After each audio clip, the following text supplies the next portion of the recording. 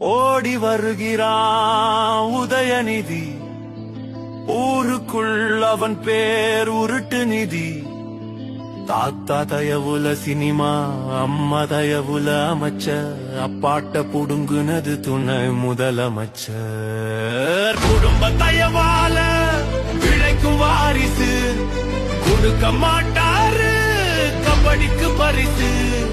மக்களை ஏமாற்ற அடிச்சு விட்டாரு, ஆட்சிக்கு வந்ததும் கடப்புல போட்டாரு.